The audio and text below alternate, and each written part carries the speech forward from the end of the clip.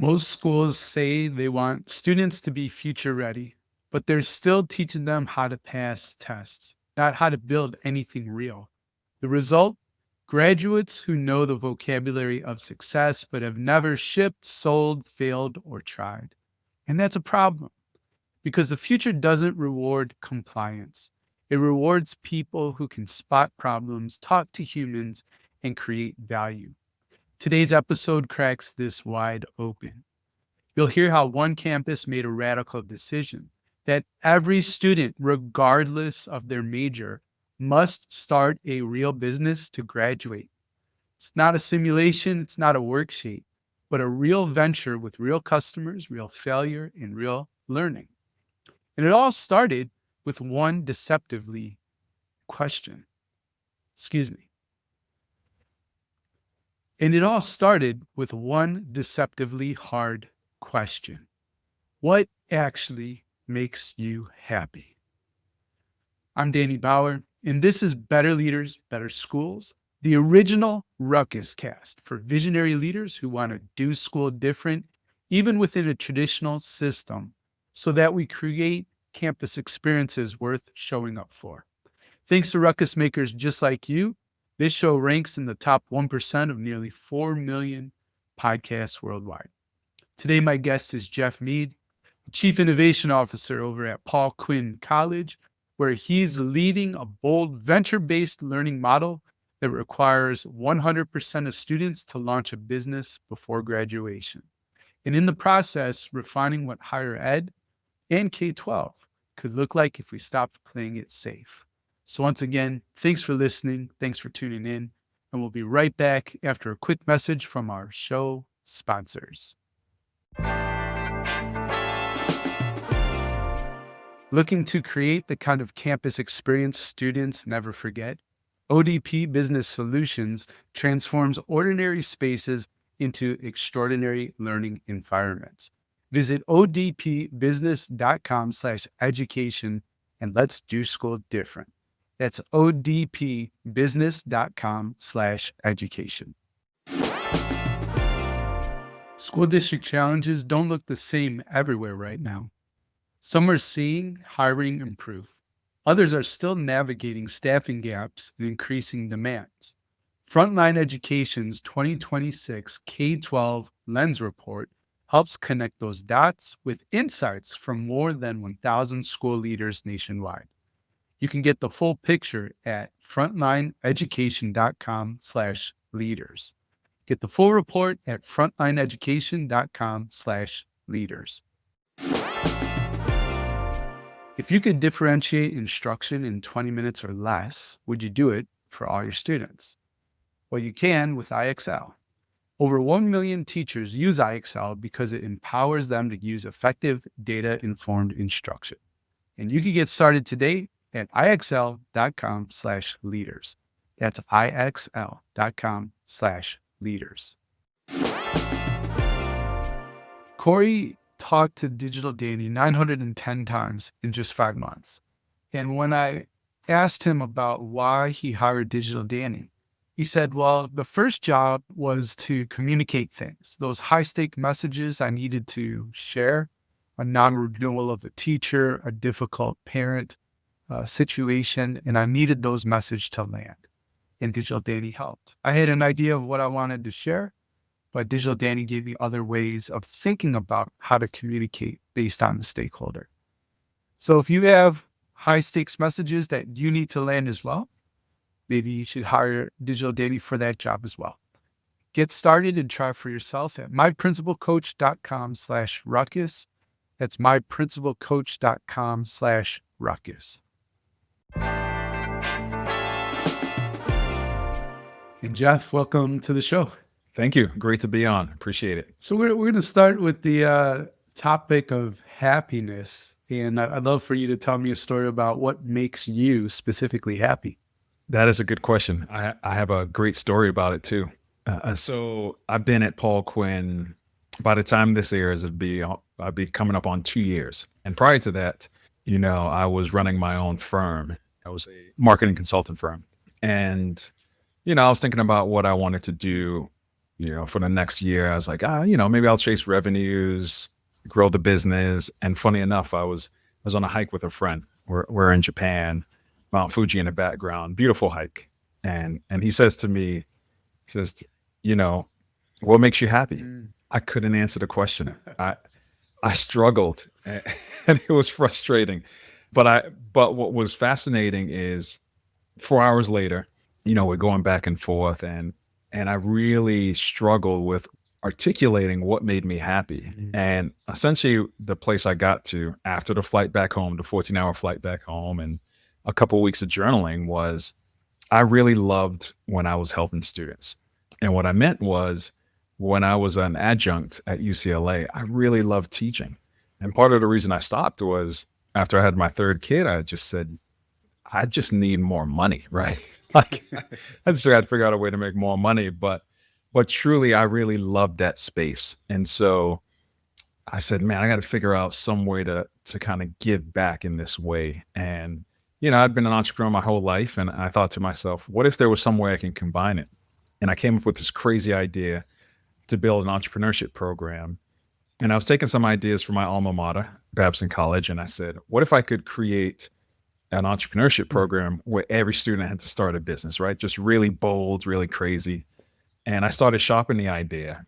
And I met the president of Paul Quinn, and he had a similar idea. And, like I said, that was about 2 years ago now. And we just made it happen. And so what truly makes me happy is working with young people and helping them dream really big. And for me, those big dreams are accomplished through the power of entrepreneurship.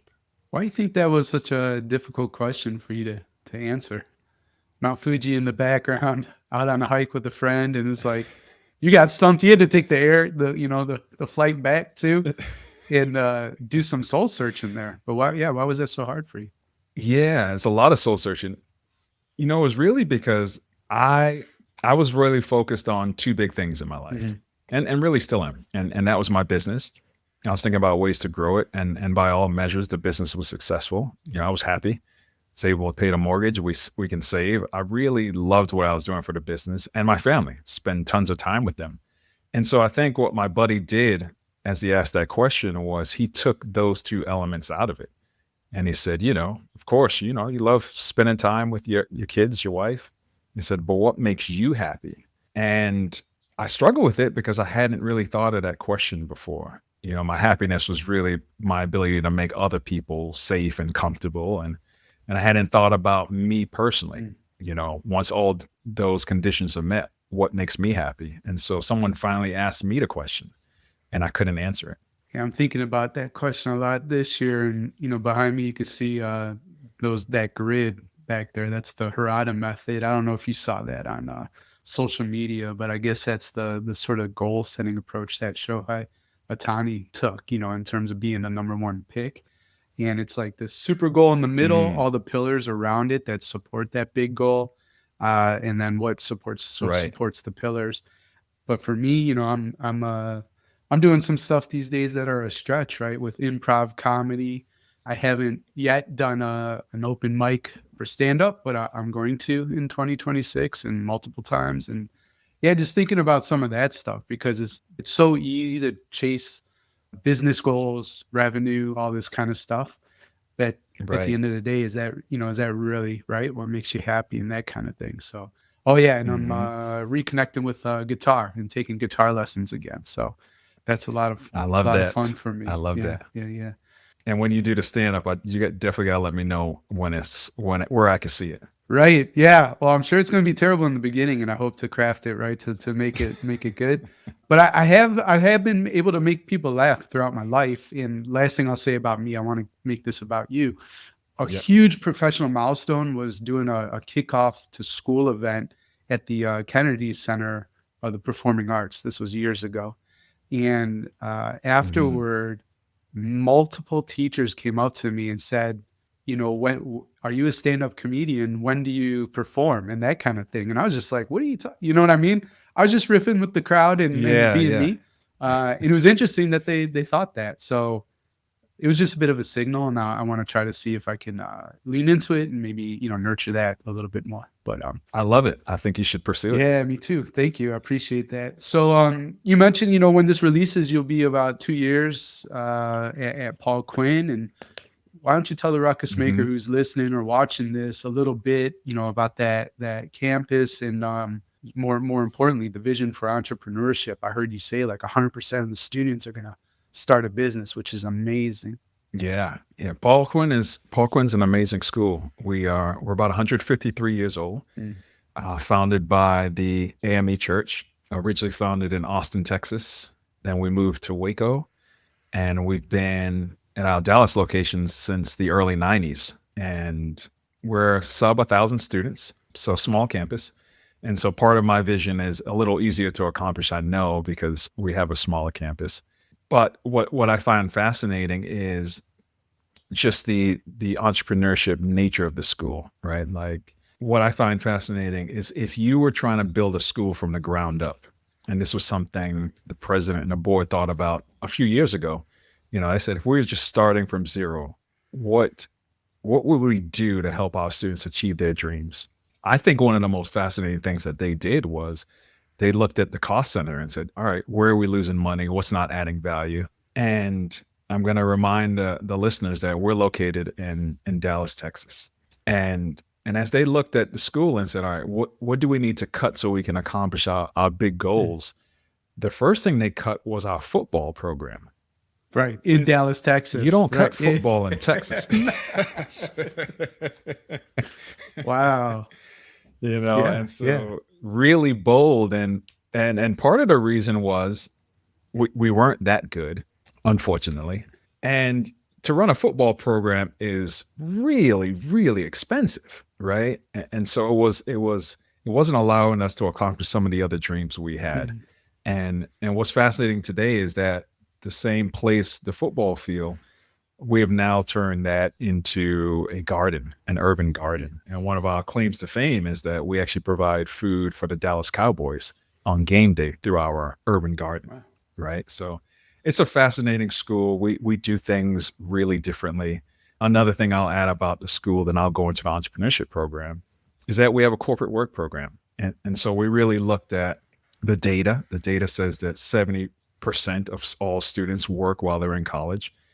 But most of these jobs don't provide much value, right? They're working part-time at the 7-Eleven, not to call out a 7-Eleven, pizza- but pizza they're working for at me. jobs that Yeah. really, right. I was delivering pizza, Yeah. right? So these aren't jobs that really help you think about or related to your major, Mm. right? And so we started saying, well, how can we do that better? And so we started reaching out to different corporate partners in and around Dallas, and we started building internships for our students so that they could have real work experience related to their major, right? And then the next thing they did is said, well, now we have students in these really amazing companies, right? The AT&Ts, the Southwest, like really, Dallas, Texas is like home of the Fortune 500 companies. Mhm. So we have some amazing internships. But then we looked and said, this is great. Now students have a job. What if we could help students create jobs? And so that opened up a whole new world for us. And in addition, we had employers saying to us, what we really want is we want students who could think and act entrepreneurially, right? So when they're presented with a problem, how do they go about approaching that problem? How do they come up with creative solutions? So the marketplace was telling us that they wanted a different type of student. And so when I show up with this idea of, I want to create something where every student starts a business, it's like, oh my God, you were answering sort of the prayers that we had. And so that's what we're doing now. We're building this curriculum through our entrepreneurship department where it's every student, regardless of major, has to start and operate a business. And we don't do that. There aren't solo businesses. In fact, every business that starts has to have at least a co-founder. And that's just to make sure that we're not creating kind of these mom and pop shops. My big idea is to have students dream really big, but we are having every student that enters Paul Quinn as a graduation requirement, they have to start and operate a business. What are some of the businesses that have been started? Yeah, we're second semester into the program now. And so the way it works is they show up on campus for the first summer. This is all in real time. So last summer, they showed up and we were kind of just pressure testing ideas. The incoming class was about 150, 160 students, right? So small incoming class. And so they join up in groups. They start thinking through ideas. We pressure test. And we'll say, oh, that's maybe an inkling of an idea. And so we go back and forth on the ideas, and the ones that are really good that we think we can generate some momentum within the next year, those rise to the top. And then we say, okay, for the fall semester, we're going to build these out. We're going to start going to the marketplace, doing research, and seeing if there's actually something there. And so where we are now is there are a couple ideas that have risen to the top. Two that have really risen that have really big groups behind them is one is a beauty brand. The young lady who's running this is called Glossgone, and she had this fascinating concept, and it's really around, she said lip gloss often stains your clothes when it's in your purse. And I told her, I said, what's fascinating about that is I've never had that problem. So I would not know that was an issue. Yeah, for sure. But it's really good. Research is going great. But so it's fantastic how they just kind of find problems. Yeah. That's what I love about business, I mean, leadership too, but it's just like solving people's problems, right? If you can understand their pain points and struggles, challenges that they're facing, and hey, would you like some support with that, right? That's the invitation. Right. So yeah, that is cool. My problem is I have a salt and pepper beard, right? I'm getting targeted by Instagram daily on hair stuff, beard stuff, right? All sorts of, and that's okay. I'm fitting some kind of demographic, so they think, okay, if we hit him a few more times, he's gonna buy at some point. So, but Right. I'm right there with you. I think what they don't realize about me. I will. I'll. No, I was just gonna say I'm embracing aging, right? Like you can't hold on to youth forever, so it's fine that the gray is there, right? I'm gonna embrace that. Now, one of my students said the other day, they said, Professor Mead, are you old? What's old? What? I said, what's Yeah. I said, what's old? They were like, like, are you over 40? And I said, okay, well then yes, I'm old. Yeah. Unbelievable. I don't know how I feel about that. We'll keep it moving. So, I understand the idea of like building the business, and what I heard you say too is, they might be a different major, but they're still required and expected to start a business. So I'm a little bit curious about maybe like what does support look like, and any other components of the program that you think would make sense to describe. Yeah. So the biggest one, when I came in, the first couple of months I got to Paul Quinn, I said, hey, I have this really good idea. And I started talking to other schools who have done something similar. And, one approach that I saw a lot of other schools do was they would put their students in pitch competitions, and that was a way to get financial resources. And I was like, oh, that's good. That's really good. And then I said, I think that's fine, but I actually wanted our students to have resources. I didn't want to keep going out whenever a student had an idea and kind of jump through those hoops. And so what we did was we created a seed fund. And so we went out to the marketplace and just started raising funds. And we had some corporate partners jump in and help us out. And so now we have a seed fund. So as ideas kind of bubble to the top, we support those ideas in-house. So financial resources is a big one. And then in addition to that, we have advisors that we have come on campus, and it's based on the type of businesses we have. And so one other business that we're looking at is another young lady wants to start a podcast. Hey. And her thing is, how does she create a podcast network?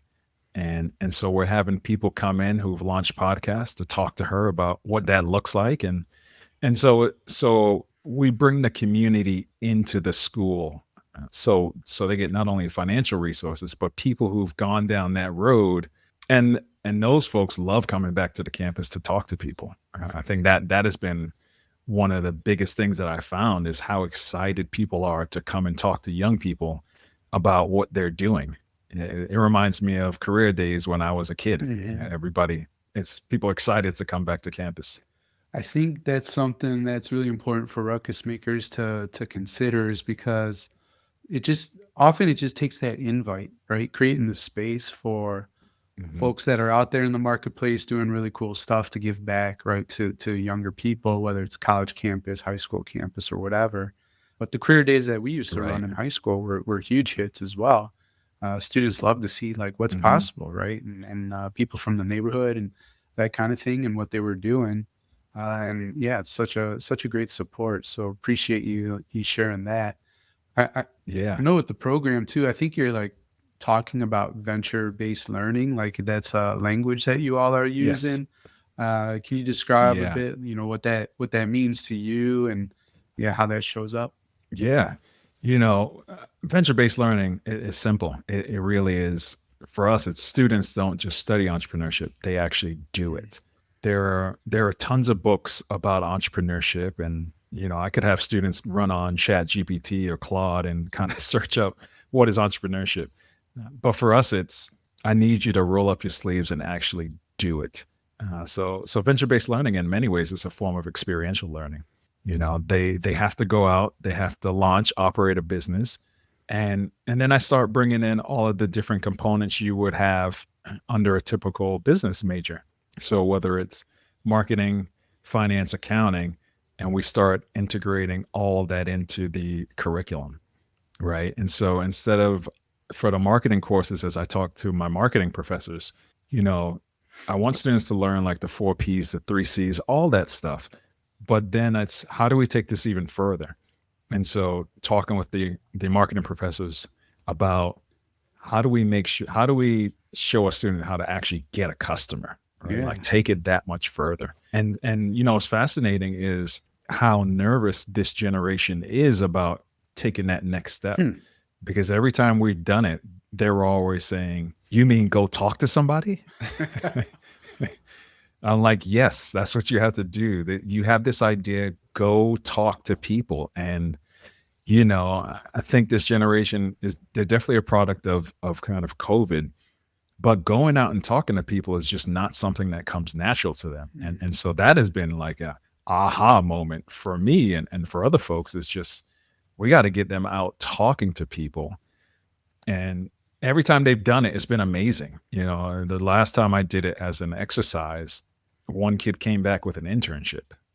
Yeah, imagine that. Yes. Yeah. So it's been really powerful. But yeah, venture-based learning as a definition, it's a form of experiential learning. It really is students not just studying entrepreneurship, but actually doing it, right? So it's tough to talk to people, which is interesting as a podcaster and coach, because that's like literally all I do all the time. And if it's hard for them, I mean, I think some of it is just pushing them to do it, right? Put the reps in and get experience. What am I missing? Is there Right. anything else you're doing to almost like it's wild to me that we're having this conversation that we have to talk about like how do you upskill just what seems so basic? You know what I mean? Going out there, and I consider myself Yeah. introverted too, right? I don't which is wild because I'm on stages all the time. But yeah, out in public, I still Yeah, I'm right there Yeah. with you. Yeah, no, I'm right there with you. What's fascinating is there is so much this generation. And you imagine somebody who's 20 years old, right? They've grown up, and you've been able to accomplish so much virtually, right? Like you can meet people. I have students that have like 10, 20,000 followers on TikTok or Instagram, right? And so they have seen success in a world where they haven't had to have real connections outside of school or, if they play a sport. And so their whole world, kind of like ours, has been dictated by virtual success.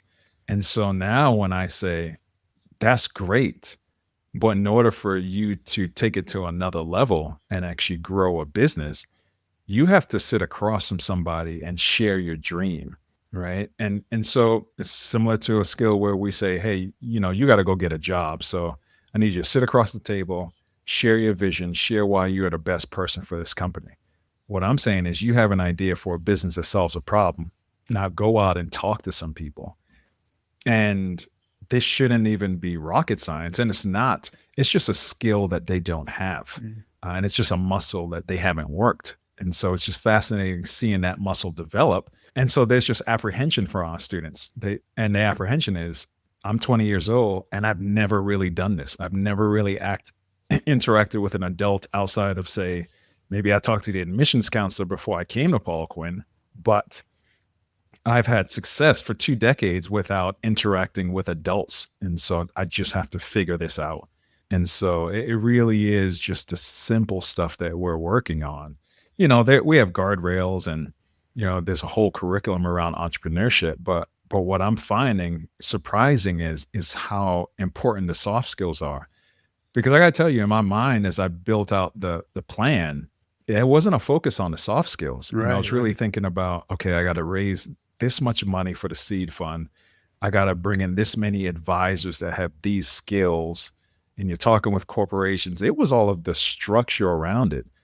And then as I started interacting with the students, I realized, oh my goodness, you're nervous to go talk to them. Mm-hmm. All right, I got to figure this part out. Yeah, that's so interesting. It always comes back to soft skills, for me. Yeah. You mentioned COVID, which obviously was a big disruption in society, and so is AI. And so I'm just curious, like how you're like incorporating or how you're like thinking about it, right, at Paul Quinn, especially with this venture-based learning and what you're trying to do with entrepreneurship. Yeah.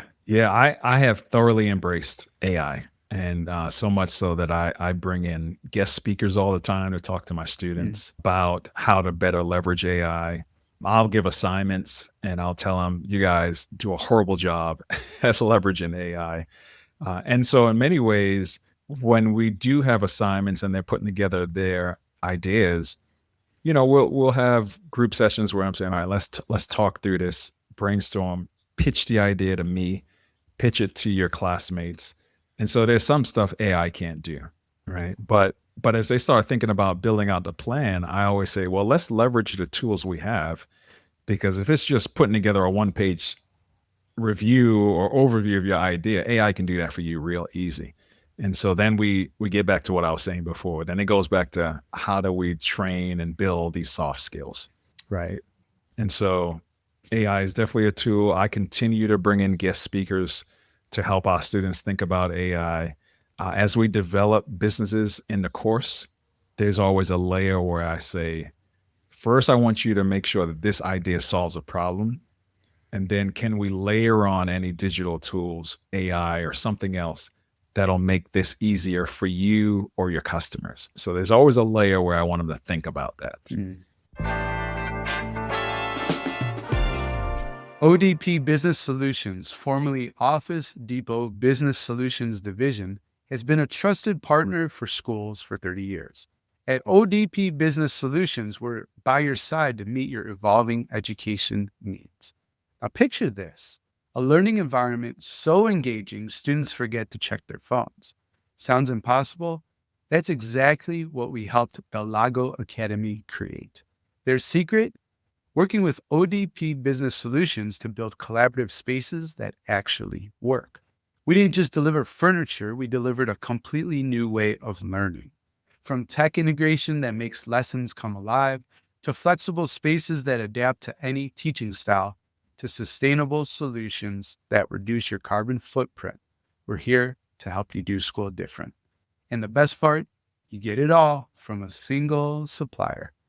All to help you simplify ordering and streamline budgeting while staying compliant with easy access to cooperative contracts. However you want to advance, ODP Business Solutions has 30 years of experience helping districts like yours get ahead. Visit odpbusiness.com/education to learn more. That's odpbusiness.com/education. Staffing, student support operations, technology, these challenges are often discussed separately, but they're deeply connected. Frontline Education's 2026 K-12 Lens Report helps bring those connections into focus, showing how districts are navigating multiple pressures at once. With insights from over 1,000 school leaders, Frontline Education's K-12 Lens Report offers a clearer view of what's changing and how leaders are adapting their strategies. Explore these insights by visiting frontlineeducation.com/leaders. Get the insights of over 1,000 school leaders at frontlineeducation.com/leaders. As a school leader, time is your greatest resource, and there is a real sense of urgency when it comes to getting students what they need right now. That's why I love IXL's Universal Screener. In 20 minutes or less, you can identify students in need of intervention. And IXL's Learning Adaptive platform makes differentiating instruction easy. As students learn, IXL adjusts to the right level of difficulty for each individual student. Get started today at ixl.com/leaders. That's ixl.com/leaders. Of all the principals who use Digital Dandy, the one who uses him the most lost a teacher in the first week of school. It was an abrupt resignation, and students and staff thought about quitting or leaving the school in response. This principal had to address his staff Monday morning. The wrong tone in any direction would have made the situation worse. Too soft and it sounds like nothing happened. Too hot and it sounds like you're blaming the teacher who left. What he needed wasn't a writer. He needed someone who'd sat in that same exact seat for hundreds of reps to help him land the right move. Teaching as a calling, connection over compliance, and then crafting the right words. The principal followed up with a speech and a memo to the staff that week, and it worked. If you also have high stakes messages that you need to land, Digital Dandy can help. He was built for this. And you can get started with him at myprincipalcoach.com/ruckus. That's myprincipalcoach.com/ruckus. So you're doing this at the post-secondary level, and I'm wondering, what you might say to a high school, middle school, maybe even elementary school principal, right? That's listening, and they're thinking about education, entrepreneurship, and how to give like students opportunities, right? To do these Right. develop these practical skills, right? That'll serve them in life. Because it's fun. Like I love running my own thing and being my own boss, but I've grown as a human, right? In terms of resilience and creativity and, grit and all this kind of stuff. And so it would have been cool to be pushed in this way younger, but I'm no regrets. I'm glad things have turned out how they have. But what would you say to sort of like local school, public school leaders? Yeah. The good thing is I'm actually working with some local high schools Okay. and middle schools. And so we are integrating them into our Every Quinnite is an Entrepreneur program. And so what's fascinating is I helped out this one district that we work with in Fort Worth. We're helping them build out their entrepreneurship curriculum. What was interesting is before we spoke, they had this, it was laid out, students will do this. And I said, well, this is great theoretically, but I said, none of this works in the real world, right? I've been an entrepreneur for 20 years. This isn't going to work. So I said, I'm just going to give it to you straight. They will understand entrepreneurship, but you're not creating entrepreneurs. And I said, what do you want to do? And I applaud them. They were bold enough to say, no, we actually would love our students to really think and act like entrepreneurs. And so I said, okay, perfect. And so what we're doing with them is for this school district, Crowley in Fort Worth, they are building out their entrepreneurship program where at the end of the year, so right around when this show airs, they're going to have a really big pitch competition for their students. And so they're going to invite the parents out. They're going to invite community leaders, and you will have middle school and high school students pitching their business ideas. And so it doesn't get more real than that, right? Like this is going to be exciting, right? The business is obviously going to be a different scale, but they're going through a similar curriculum where they're trying to find problems in their community, problems that they have experienced through life experiences, and figure out a solution to those problems and figure out why they are the perfect one to bring that solution to life. And then they will pitch this idea. So I think it's going to be exciting. So that's what I would say. I think students are ready. We just got to push them. Right? When I look at high school students, college students, middle schools, they're like these dream chasers. They have these crazy ideas and they want to chase them. And I think it's on us to figure out, how do we help them not only chase these dreams, but make these dreams a whole lot bigger, make it to a place where they are scared of the idea. And when we get them there, then we give them the tools to accomplish that. And so that's what's really exciting about this pitch competition. I'm going to be in the front row, but I can't wait to see the ideas they come up with. Love it. And this will be middle school students at first that will be pitching these ideas. So it's going to be exciting. Yeah.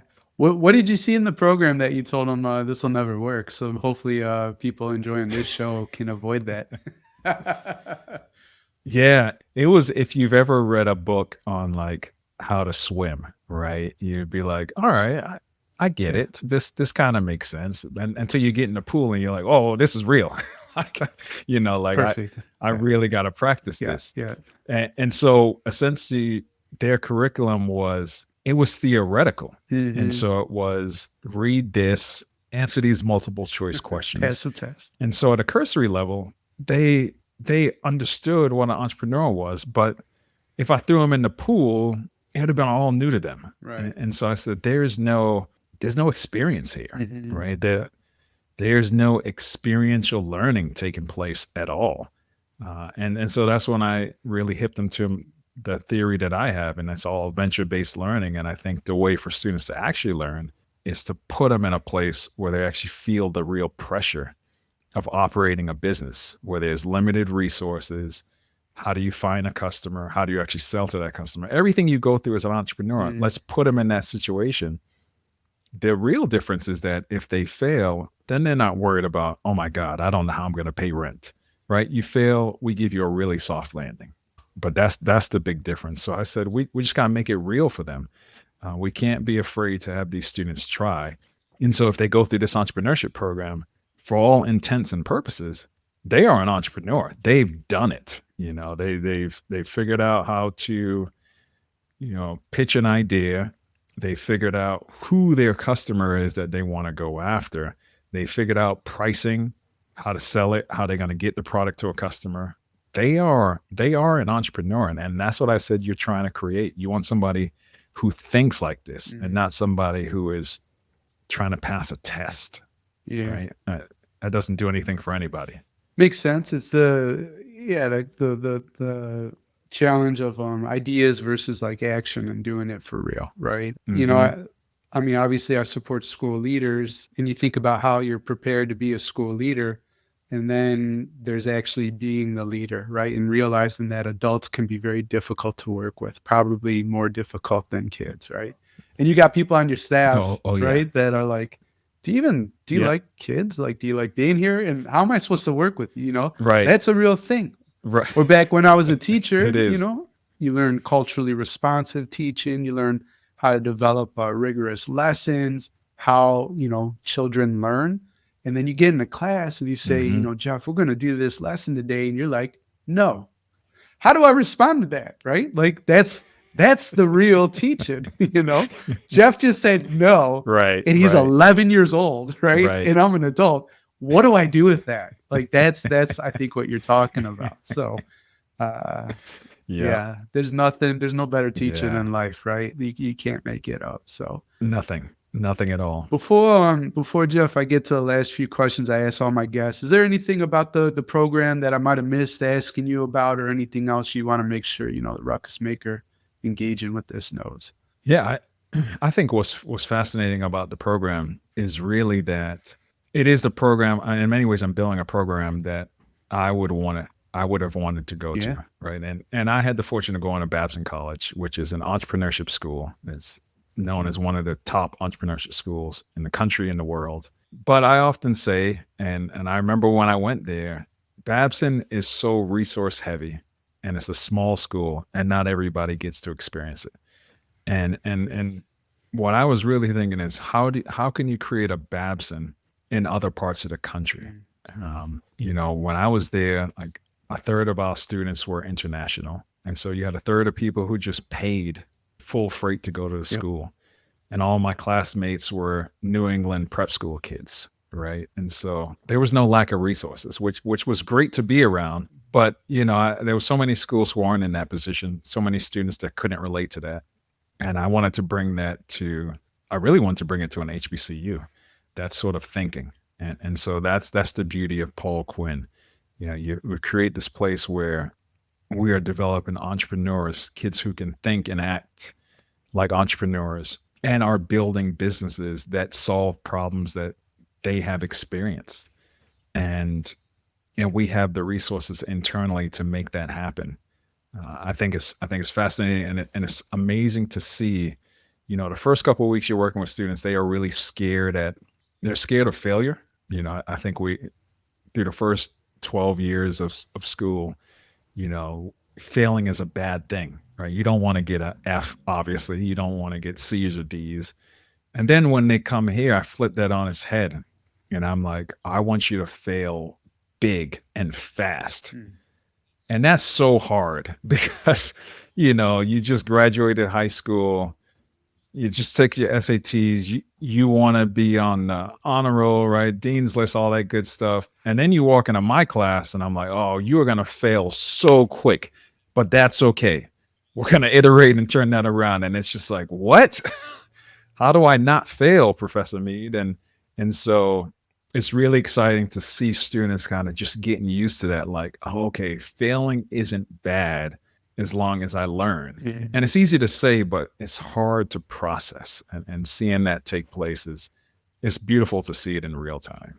I love to say that there's no such thing as failure as long as you're learning something, right? But if you're not learning a lesson from whatever happened, why it didn't work, then I guess you actually did fail. So yeah, cool. Right, Appreciate you right. sharing that. And maybe in a couple of years, it'd be cool to have you back just to hear how the program's changed. And then, you'll have more case studies and success stories, I would love that. Cool. Well, we could do that.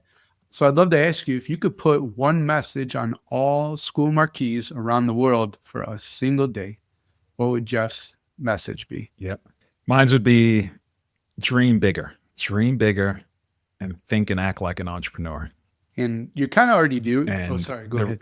Yeah. So I was going to say, so it really is, what I found is that students have dreams.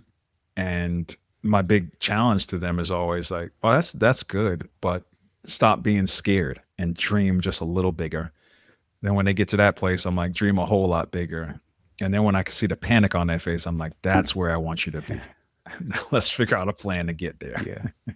You kind of already doing this, but this is the thought experiment, right? If you were building your dream school and you didn't have any constraints in terms of resources, your only limitation was your ability to dream big and imagine. What would be the 3 guiding principles of building your dream school? Perfect.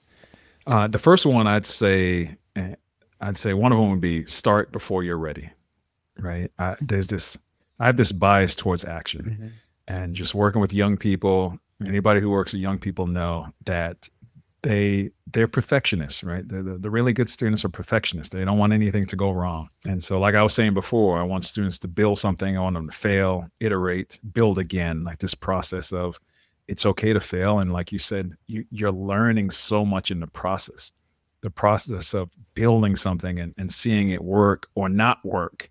You can't get that anywhere else, right? Life is such a great teacher. So that'd be the first one. Start before you're ready. The second one I'd actually take from Paul Quinn, and our ethos is we over me. I love this one. The needs of a community always supersede the needs of an individual. So that one is self-explanatory, but I think it's great because we don't want people to be selfish. We want the needs of the community to always come before your wants. And seeing students embrace that, where they're like, this is bigger than me, right? This is helping me, my family, my community get ahead. I think that's a beautiful thing. And when you can remove the selfishness from it and really have students think bigger, like, okay, I see why we're doing this. It's a beautiful thing. The last thing I'd say is, and I actually took this one. We have a at Paul Quinn, we have the 4 L's of Quinnite leadership. And so one of our L's is leave places better than you found them. So my 3, like I said, it'd be start before you're ready, we over me, and leave places better than you found them. Jeff, we covered a lot of ground today in the conversation of everything we talked about. What's the one thing you want a ruckus maker to remember? I said this one, but so I'll reiterate because it probably may have gotten lost as folks listen to it. But our students are dream chasers. My students, anyone who's working with students, they're dream chasers. They have these dreams. Sometimes they may be uncomfortable sharing them, but they have these really cool dreams. And so we have the power to help them dream bigger and actualize those dreams. And I think as ruckus makers, we have to remember that as we have dreams that we have for the students, but they have these really cool dreams. And I just love that we are actually put in a place where we can help them actualize those dreams. That is truly a blessing. Hey, Ruckus Maker, thanks again for pressing play. I hope you enjoyed this show as much as I enjoyed recording it. And before you go, if today's episode shifted something for you, where you want to do school different or you have a new idea about education, then I want to invite you to subscribe to ruckusmakers.news. That's our newsletter. And you get 3 new opportunities to do school different every week sent to your inbox. It's trusted by over 5,000 school leaders. And if you want to reimagine education within a traditional setting so that you could create a campus experience worth showing up for, subscribe for free at ruckusmakers.news.